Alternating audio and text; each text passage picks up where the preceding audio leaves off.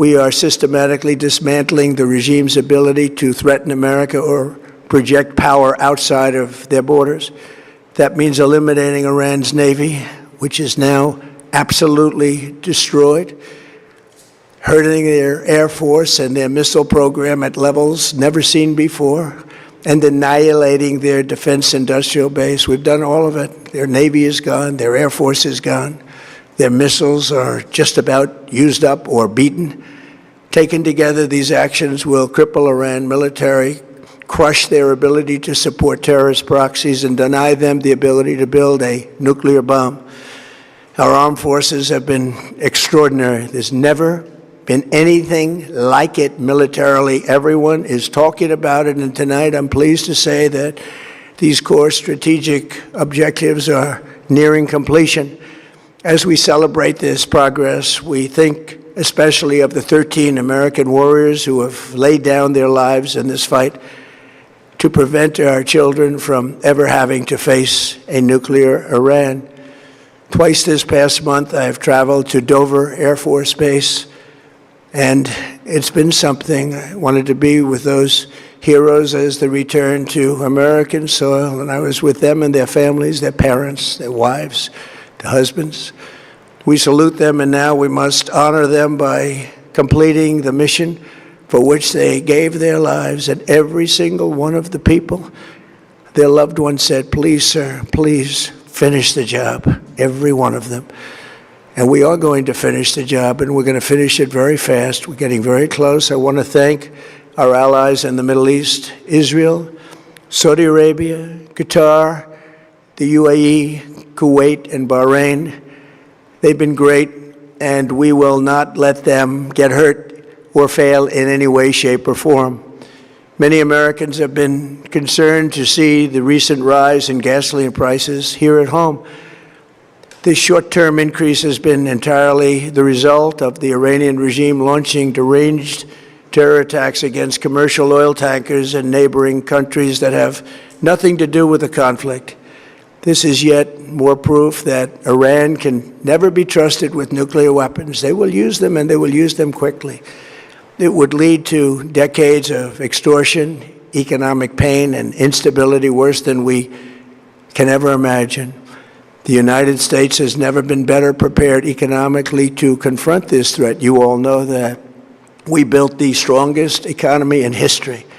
We're going through it right now, the strongest in history. In 1 year, we've taken a dead and crippled country. I hate to say that, but we were a dead and crippled country after the last administration and made it the hottest country anywhere in the world by far, with no inflation, record-setting investments coming into the United States, over $18 trillion, and the highest stock market ever, with 53 all-time record highs in just 1 year. It all positioned us to get rid of a cancer that has long simmered. It's known as the nuclear Iran, and they didn't know what was coming. They've never imagined it. Remember, because of our Drill Baby Drill program, America has plenty of gas. We have so much gas. Under my leadership, we are #1 producer of oil and gas on the planet, without even discussing the millions of barrels that we're getting from Venezuela. Because of the Trump administration's policies, we produce more oil and gas than Saudi Arabia and Russia combined. Think of that, Saudi Arabia and Russia combined. And that number will soon be substantially higher than that. There's no country like us anywhere in the world, and we're in great shape for the future. The United States imports almost no oil through the Hormuz Strait, and won't be taking any in the future. We don't need it. We haven't needed it, and we don't need it. We've beaten and completely decimated Iran. They are decimated, both militarily and economically and in every other way. And the countries of the world that do receive oil through the Hormuz Strait must take care of that passage. They must cherish it. They must grab it and cherish it. They can do it easily. We will be helpful, but they should take the lead in protecting the oil that they so desperately depend on. So to those countries that can't get fuel, many of which refused to get involved in the decapitation of Iran. We had to do it ourselves. I have a suggestion. Number one, buy oil from the United States of America. We have plenty. We have so much. And number two, build up some delayed courage. Should have done it before. Should have done it with us, as we asked. Go to the Strait and just take it, protect it, use it for yourselves. Iran has been essentially decimated. The hard part is done, so it should be easy. And in any event, when this conflict is over, the Strait will open up naturally. It'll just open up naturally. They're going to want to be able to sell oil because that's all they have to try and rebuild. It will resume the flowing, and the gas prices will rapidly come back down. Stock prices will rapidly go back up. They haven't come down very much, frankly. They came down a little bit, but they've had some very good days over the last couple of days.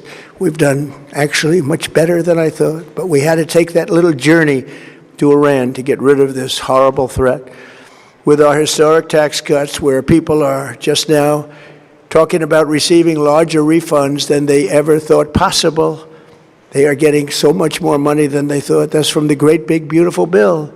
Our economy is strong and improving by the day, and it will soon be roaring back like never before. It will top the levels that it was a month ago. I've made clear from the beginning of Operation Epic Fury that we will continue until our objectives are fully achieved.